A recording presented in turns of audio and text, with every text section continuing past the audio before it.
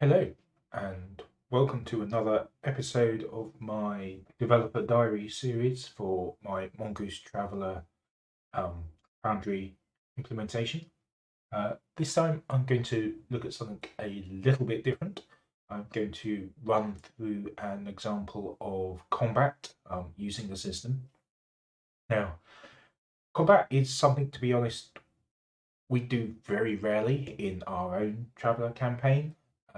We've been running for several years now, and we've had maybe 2 or 3 combats a year on for a weekly campaign. So if there's things that don't quite work as you'd like, or where features which you find really useful and sort of wondering why they haven't been implemented, that's why. It's not something I actually use from a practical perspective, and when we do run combat, it tends to be very theatre of the mind rather than things like keeping track of ammo or position of tokens and stuff like that. But it's something that we did a lot of when we were running Pathfinder and D&D on Roll20, so I have some idea of how it should all work. So hopefully I've captured most of the main features that people want. But as always, if you've got a list of things you want the system to do, then please let me know and I'll see what I can do. Okay, so for this session, I'm going to run through a little dummy combat. I've got 3 player characters, and I'm going to put them up against a group of NPCs. Whether it turns out to be a fair fight or not, we'll see.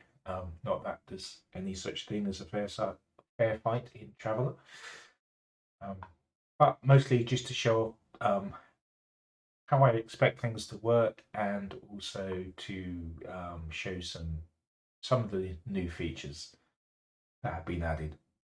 So, uh, yeah, recently I've added in support for psionic weapons. So weapons can now you can now spend psi points to when using a weapon um, to boost its damage or a armor piercing ability. And also you have Psi Enhanced Armour, which allows you to add your Psi rating to the protection of armour. But maybe I'll come to a little demo of that later on. But whilst doing that, there were a couple of wouldn't it be nice if moments, which I also ended up implementing just because it seemed like a fun thing to do. So, first of all, we need some opponents for our characters. Now, I'm actually using a map here from Episodic Maps. It's a very nice sort of Tatooine style map. So I think it's suitable for a science fiction setup. So let's grab a few um, characters. So what I've actually got some pre-prepared characters here. I've got 2 different sets of characters. I'm using wildcard token images, so each one's got a its own unique token. And if we take a look at the prototype token, I've got the append number, the name of unlinked tokens selected, and yeah, randomized wildcard images is also selected. So we get different images for each token. The images are actually Midjourney generated. I tend to use that for my own NPCs in my campaign, where I'm not actually generally publishing anything with those images. So, right, first off, let's give each character a bit of random variance. So if we control click on the dice roll ability, it will actually, we can see here it's giving small modifications to each character. So each one's going to have slightly different stats. Some will be a bit better, some will be a bit weaker. It just gives a little bit of variance. And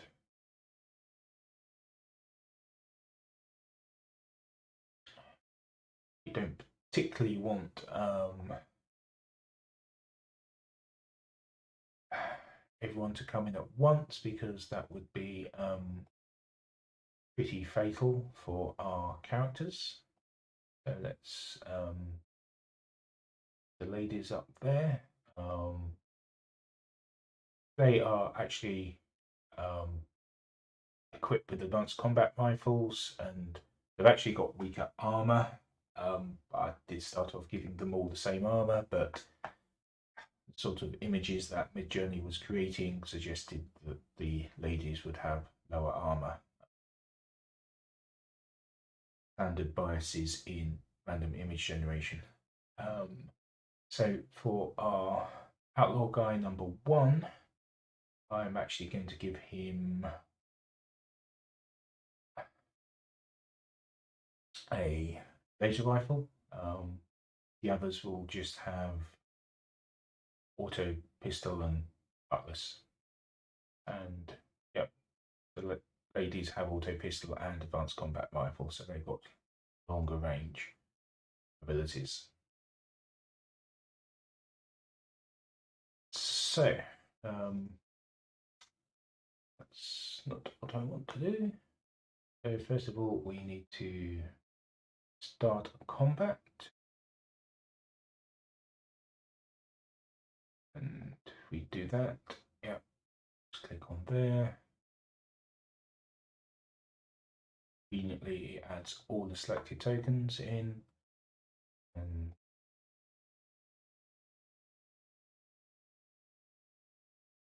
we'll roll their initiatives. Now, initiatives are generally average around 0. They're 2d8 minus. It's basically a dex or an int roll, and the effect of that against the difficulty of 8. So it averages around 0. So let's start combat. Right. So outlaw gal 1. Not visible to me. Right. Okay, so I'm running this as GM with me running everything. I could. First time I ran through this, I did try it with 2 different windows. It's a bit of a pain hopping between the 2 views. So I'm not doing that this time. I mean, there are some things non-GMs can't do, which, yeah, I'm not sure how well that works for other people, but I'll sort of try and talk through that as things go. So we got outlaw gal 1.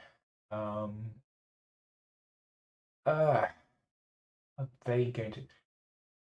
No, they're going to hold back. I think no. So you can do a. He's got move 6, 3, 4. So she'll do a double move as part of a major action. Then she'll do a minor action to move around into cover there. And outlaw gal 2 can move to there. And now it's up to Alice. Now, does Alice yet know that we've got a combat going on? Possibly she does. Let's give her a chance at combat. Let's say that the PCs are aware that they're now in a dangerous situation and they're under attack. So, I mean, initiative tracker's been started, so that's a a big clue that we're in combat. So she's going to shoot her laser pistol. Now, she needs to select a range, which means we need to do measure to find out what the range is, about 21 meters. There's a slightly quicker way of doing that though. If we select a target as Alice, and this is one of those wouldn't it be nice if moments I had this morning actually. He makes an attack. Okay, it tells us that target for Alice, outlaw guy number 1 is 22.3 meters away. Now that's slightly different from the distance the measuring stick gave us. I'm using actual Euclidean distances here. It's Pathfinder. I use that, but Traveller, I don't know. Please let me know. I mean, do you use Euclidean distances or do you count squares when working out distances to targets? But yeah, that shows us that maybe she should have taken a step too forward. So it's going to be a long range shot, making an attack there. Okay, she hits. She does a total damage of 5. Now, if we then click on that, we get a message saying damage does not penetrate armor of outlaw guy. Now, notice I've got Alice selected. I've got outlaw guy as a target. If I were to make outlaw guy selected and hit damage, it will also select outlaw guy. So if you, when you make a damage, when you apply the damage, so you make the attack, it will put the attack results in the chat. It will put the give you a little damage button, and when you click that, it will apply the damage to whatever you've got selected. However, if you've got target selected, it will use the targets rather than using the selection. But you have to have permission to that token in order to apply damage to it. So if we were in a situation where a player was making the attack, they could make the attack, but they wouldn't then be able to apply damage to an NPC because that's owned by the GM. That's one of the things I'm thinking. Should players be able to cause damage to tokens they don't have permission to affect? But anyway, so that bounces. So we move on to seems to be all the ladies moving first. Okay. 2, 4. So you can move 6 inches, 1.5 meters. So not 6 inches, 6 meters, 1.5 meters to the square. So that's 4 squares. So number 3 is going to move out to here. Number 2. 1, 2, 3, 4. Definitely see people. So, in fact, we can double check that. It's got some line of sight there. Definite line of sight there. Alice has just taken a shot. So maybe he's going to take I think he's probably going to have some, Bob or Fred rather is going to have a bit of cover there maybe. Alice is way out in the open. So, yeah, if we select Alice as a target, attack, 25 meters, so it's an extreme shot. Make an attack roll. It's a miss. Okay, so that's good for Alice. Outlaw guy number 1. Okay, he's definitely. Open that. Outlaw guy number 1. He's got a laser rifle. He is going to take actually he's going to take a shot at Fred.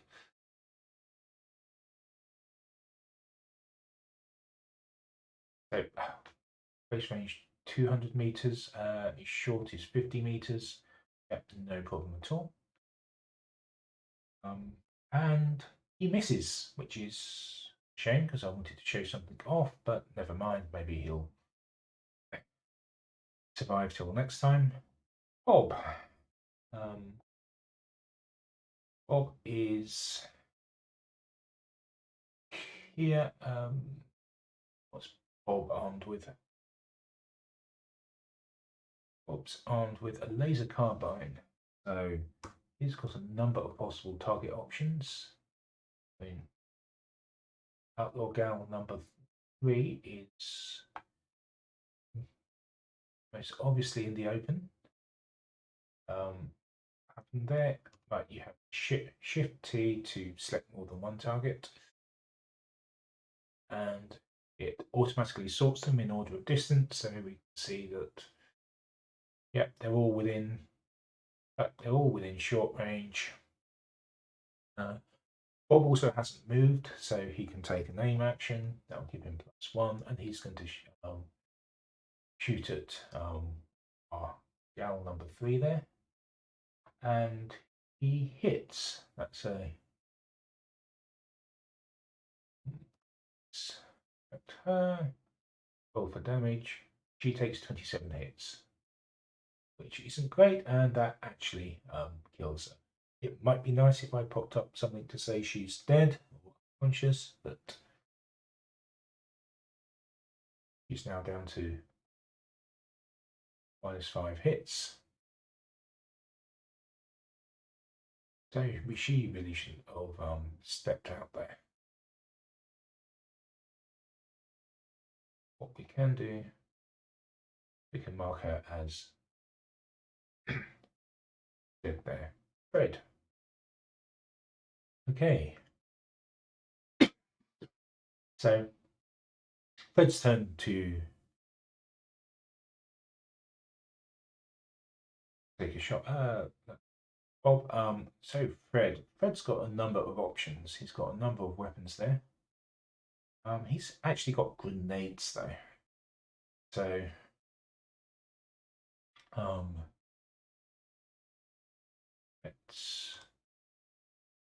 let's just grenade. So he's going to take a throw a grenade. Why not? He's going to throw it out at that bunch of outlaws there. He makes an attack. He misses. But I mean, it's a grenade. It's a blast area of effect. So what we can do, drag this up here, and let's say he was aiming to here, and we can drop that grenade down onto the center. It's going to hit somewhere around there. And again, this is one of the new features I've added, the ability for, if you've got blast damage, you can drag it onto the map and it will show you the area of effect template. Now, something I will have a look at. So if we go into our settings, we have a blast effect divergence distance. So if we set that to, say, it defaults to none. As an example, well, we missed just by 1 in this case, but if we aim to drop it on that intersection there, we can see it will randomize exactly where you drop the area of effect if your the effect of your attack was negative. Get rid of those. Yeah, so you can set these to different values, and it will sort of affect how much the miss will vary. I mean, if you just want to handle that as GM sort of manually, then you can just set that to none, and it does default to none. I've currently got it set to low. But so what we have are 3 characters, all within the area of effect of the damage. So it did 20 damage. Let's roll that damage. Since we've got 3 targets selected, it will affect all 3 of them. Excuse me whilst I take a sip of tea. Right. So they're not going to be very happy with that, but they're all still alive. Something to be aware of also. So frag grenade, he's now got 4 frag grenades. At the start of the combat, he had 5. So companion added in a 1-use trait for weapons, which means you can use the weapon once. I've actually started applying that to grenades, even though technically grenades by the rules don't have it, and that allows you to, rather than keeping track of them as magazine sizes, it will decrement the quantity of the number of objects you've got whenever you use one. Right, and use them is when you make an attack with them, not when you apply damage. So, outlaw guy 3, who's still alive, and probably not very happy.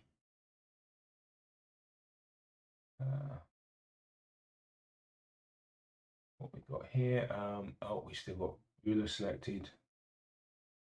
3, 4. He's going to move down to here, and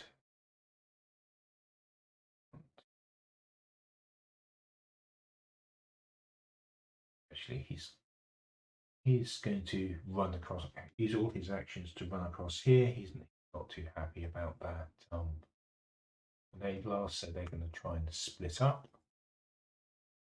Maybe he should have taken a pot shot as he went, but he wouldn't then be able to get into cover. So we go back round to outlaw girl number 1, who's up here. So she's going to move out.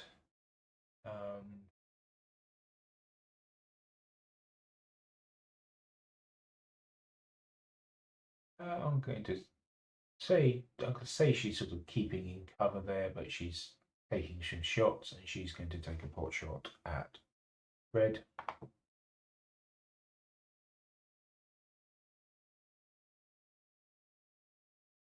You can double click on that to open up a character sheet. That's useful.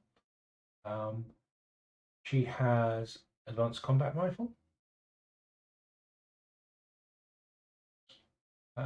Target distance is, oh yeah, he's well within range. He has auto fire, so she's going to do a burst of 3. Now, Bob's not going to like this. Bob's going to try dodging, so just click to dodge.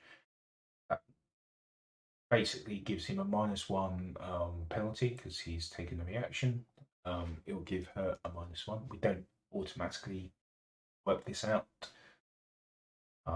but make the attack, and ooh, that's a rather nasty hit on Bob.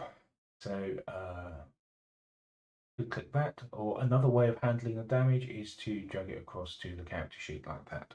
And since Bob is a traveller class actor, then what happens is we get this applied damage pop-up.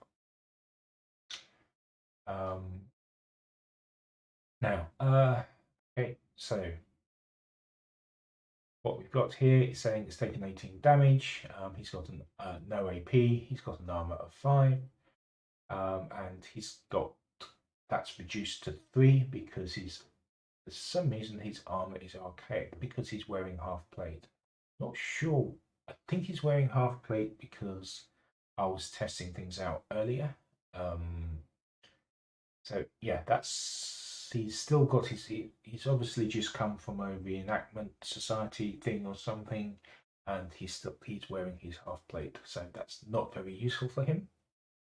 But yeah, so one of the new things that's been added is we now show how the armor is calculated in a case where it's not a straight valley. So first of all, we need to apply to end. We've got 7 left. If I apply that to strength, he's going to go unconscious. So we'll apply that to dex. And yeah, Bob's not happy. Right, so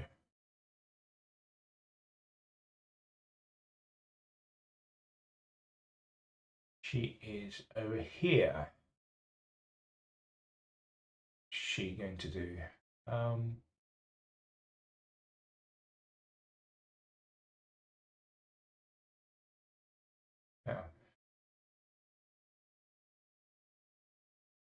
she's going to come out into the open. She could shoot at Bob or she could shoot at Alice.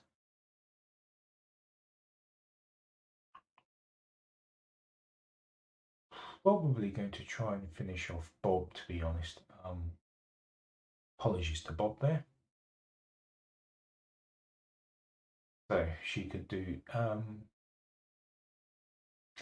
she could actually do make that short range. She could do a full auto, which will fire 3 different shots. Actually, she's going to do a full auto. She's going to fire 1 shot at Bob and 2 shots at Alice. This is where things get a little bit more complicated because you don't have a way at the moment of saying Alice is going to want to dodge, and she's got a dodge of 5, so that's going to be -5 to hit roll. If Bob dodges, dodge again. That's he can't dodge again. So yeah, so Alice is going to have -5 to her roll against her, but let's see. So the first one against Bob, the second 2 against Alice. So first attack against Bob. That's a hit at +2. 12 actual damage. So apply to that and apply to that. We still got 5 left to apply. And Bob is unfortunately deceased. Alice. But so this actually makes it quite easy. So our outlaw had -5 to her roll. So that second shot hit by 3, which misses, and that shot was a hit exactly, so that misses as well. So both shots miss Alice. It might be useful if I kept track of the fact that someone was dodging an attack, and then automatically modify the effect when the damage gets applied. That could be done. It's not done at the moment.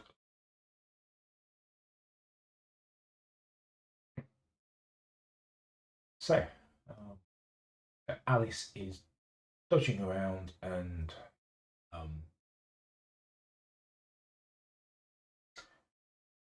she's okay. And it's her turn. Well, she's got a stunner, which has a very short range. Or she has a. Well, she's definitely not going to use a cutlass. She's probably going to use this a laser pistol again. Everyone's out of range, so she'll aim, and she's going to go for outlaw guy number 1. It's closest. That is at long range. So attack, and she misses. She's still got a minor action. She wants to do. She's going to move down there after her attack. So she's dead.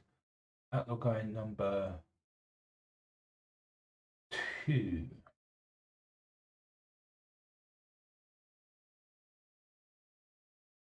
It's this one here. Well, he can see Fred still. He doesn't like Fred. He's just been grenaded.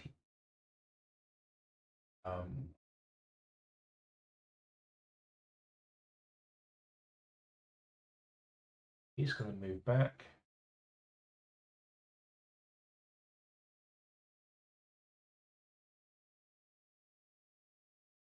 Of course, our players can't see where he's going.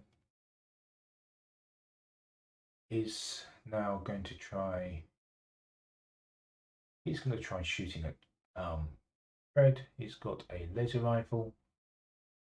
Fred, medium, well within 50 meters. He can aim. This isn't going to be good for Fred. And he gets a critical at +7. We can apply damage to travelers just by clicking on there again, and it still pops up one of these damage dialogues. So it's done 26 damage, but Fred's got reflect armor on. So it's saying that our armor is total of 18, 8 protection from his cloth, plus 10 against lasers from his reflect. So damage gets applied there, and yep, its end isn't even reduced to 0. So Fred's okay. Bob, well, Bob is a dead Bob. Fred. Now, Fred has got a laser carbine. He's still got, he knows someone's over here. So I think what he's going to do is roll an attack. Yeah, probably within medium range. He's going to sort of dump it around here somewhere and see if he hits. I mean, a bit up there, but he wants to get rid of these two. So we have a look. We've got no longer targeted. So we could select both of those and apply damage, and it looks very much like he's dead and he's dead. Then Bob's going to take a step back into cover after that. Outlaw guy 3 is, well, dead. Don't like the fact that it closes that window when you just escape to deselect tokens. So he's dead. Outlaw guy 1 is also dead. Right.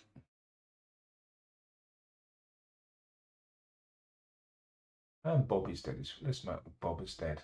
Yeah, it would be good to, I think I mentioned this earlier, it would be good to automatically mark tokens as dead when their hits go to 0. It actually one of the very first things I implemented when I wrote this was something that did just that, but that code's been disabled and removed because, several years ago now. I need to revisit that, improve things. But so, Outlaw Gal number 1, who is still alive. Who can she see? Her token doesn't actually have vision. She's a GM token. Vision. Let's give her vision. Yep, she's got basic token. So can't actually see anyone from where she is. So she's going to possibly rather foolishly move out. You can sort of see Alice there.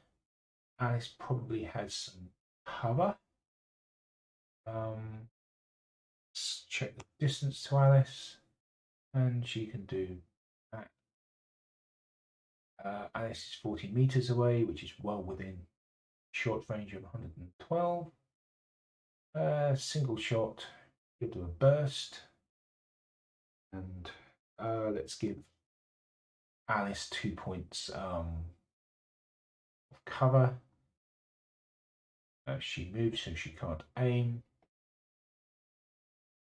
And it's barely a hit. So if we apply that, got 8, hardly anything at all. So Alice is a little bit hurt. Number 2 is no, she's not dead. She's alive. Who can she see? Well, let's give her vision as well. No, she can't see anyone where she is. 1, 2, 3, 4. Starts moving down and can't see anyone. 1, 2, 3, 4. 2, 3. Start moving around to there. And actually, what I'm going to do, I'm going to move that. Okay. Now it's Alice's turn. Alice, yeah, I can see number 1 up there. Oh, no, she can't. Well, she could be hit, so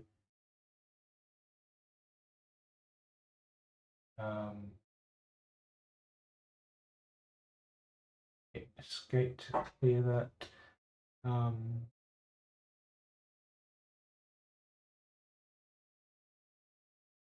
Yeah, I think she can. I'm going to say she can see. I mean, she was being shot at, so she can definitely be seen. So target that one first. Select her. Whether that works. Laser pistol. Yep, you can still see that. Although, if you just as an example, let's escape out of all that. So, yeah.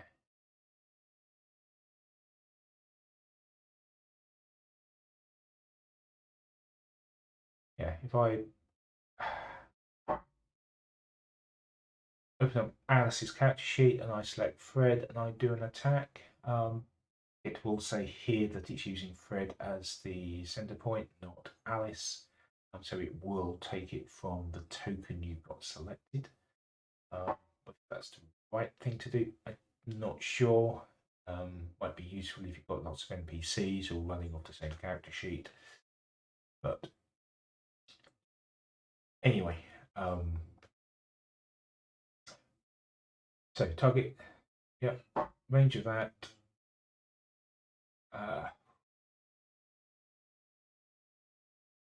So that's outside of that range. Actually, it's going to be easier for Alice to move forward out of cover. So she can now actually see two people make that attack. Yeah. Number 2 there is a lot closer, actually within 20 meters. So yeah, that's going to be a more effective attack. So let's see whether she can hit anyone. She can. So apply damage. Oops, and that's because I had 2 targets selected. So that's 13 damage. I can undo that.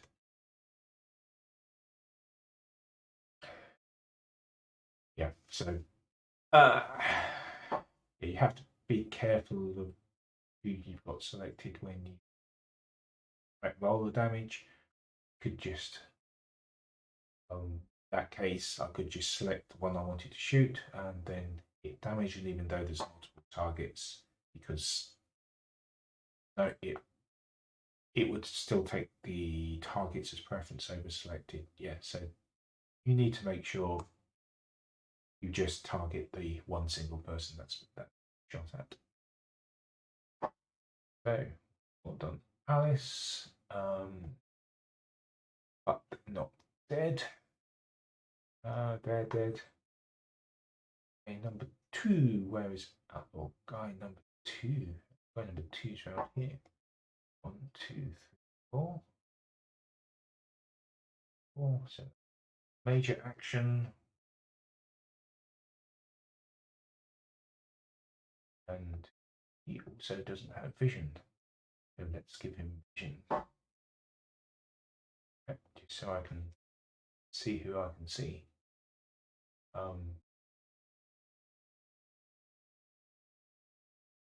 Now it's Bob.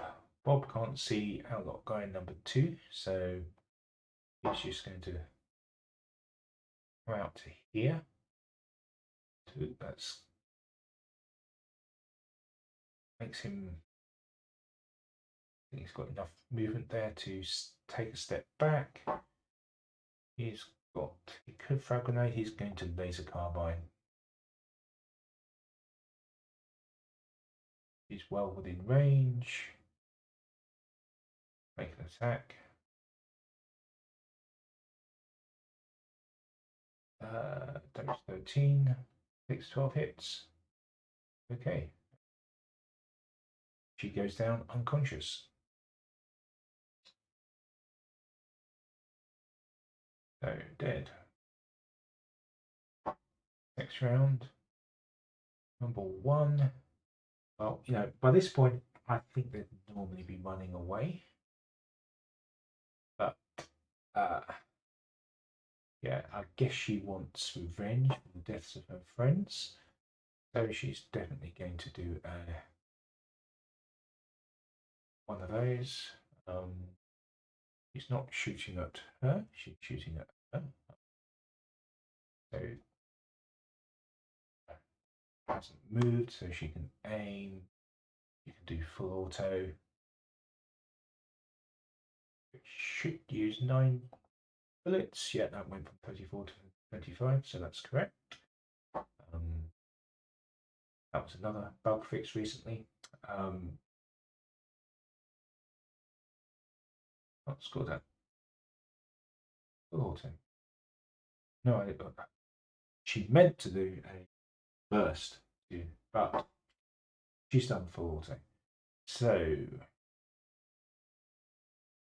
yep, so Alice is going to get hit. She's going to receive first shot. Alice could have dodged. She got to. But so anyway, so 1 point of damage is applied there. So 16, 24 damage. That's a bit better of a roll. That takes that down to there. Then she's got 15 left. We'll get applied to that and then applied to that. So this goes down unconscious. Then we've got another 11 damage coming in. We've still got 8 left over to apply, but Alice is now dead. So looks like it could end up being a total party kill. She's unconscious. Alice is now dead. Outlaw guy number 2. Right. So 2. Move all the way forward. He's going to make use of his auto pistol against Fred. Still an attack in 20 meters. It's exactly 20 meters. So Fred will dodge. So that'll give him -4. Attack. And it's a miss. Oh, that's a pretty definite miss there. So who's next?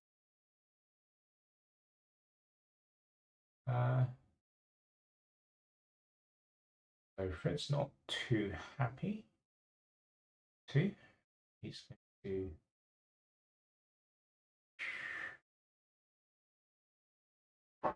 he's going to laser carbine outlaw guy number 1. Nope, not laser pistol. Laser carbine.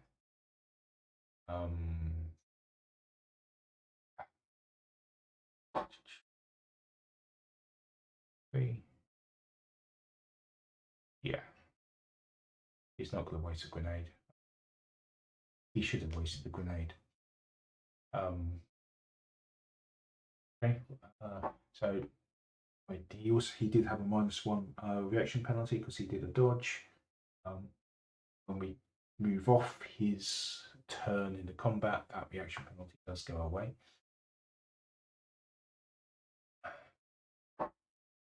So number 1. 1, 2, 4.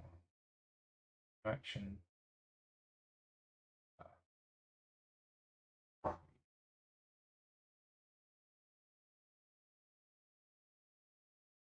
Okay, she's moving down. She's unconscious. Guy number 2. Okay. He's going to shoot at Fred. Fred's going to dodge. Auto pistol attack. 4. Extreme range now. Oh, there's no way he's going to hit. Yep, that's a well and definite miss.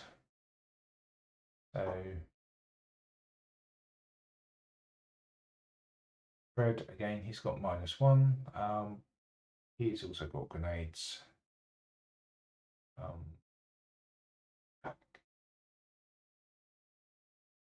Fred has himself targeted at the moment. But actually, I'm going to figure out the range to him. Yeah, he's going to go within him. Drop a grenade in quite easily, just in front of him, and takes 10 hits. I believe that's a killing blow.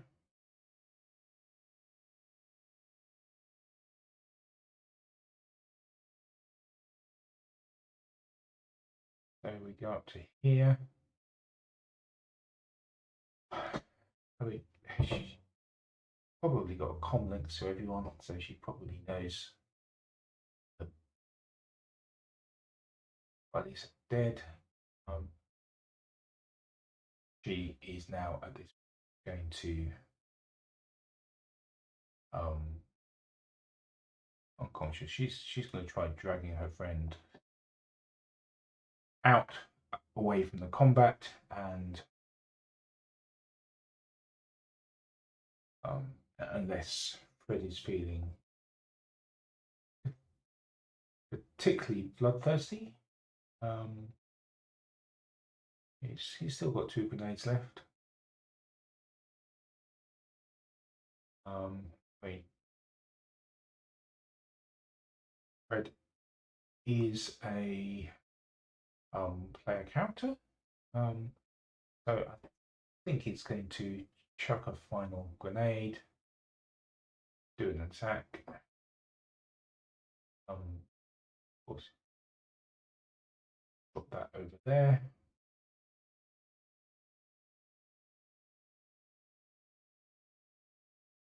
Select those two. Lost 24 damage. That's probably going to. Yep, that's going to wipe them out. And at this point in time, Fred probably needs to see to his buddies and get them back to the ship and to a medic or something to see whether anything can be done for them. But he needs to scarper out of here before security forces arrive, I guess. So yeah, so that's basically a quick look at combat using Mongoose Traveler. I'm sure, I mean, number of things there which could be streamlined, but the basic features are working. I did mention earlier, but here here's one I prepared earlier, I think. So we have this particular character has a laser sword. So we have a look at the laser sword. You can see we've got Psi damage and Psi AP. So what we've done here, now set Psi as the damage DM, but a lot of Psi weapons use both strength and Psi damage. So what we do is, if you have Psi damage selected, then it will add your current Psi DM, which for this character is currently +3 to the damage rating. And if you increase this, it will add that many multiples of it. So I think most Psi weapons just do 1 times multiple, but I've made that optional. You can also set an AP modifier. So this is set to 5, similar to the Psi blade. So when we make an attack, which I did down here, you can see it will tell you +1 to damage for each point spent, and it gives you a base of, he's got a base of +3 and he's got a base of 15. So you can select how many Psi points you want to spend, make your attack, and well, you know, it's taken 10 points of Psi damage and basically used 10 Psi points, and yeah, and an attack of 30 and the damage of an AP of 65. So that's pretty impressive. And yeah, and got armor. Let's have a look at armor. You've now got an option to add Psi to armor ratings. So if we wear this, let's take that. So it still says cloth of 10. So if we apply that, that's because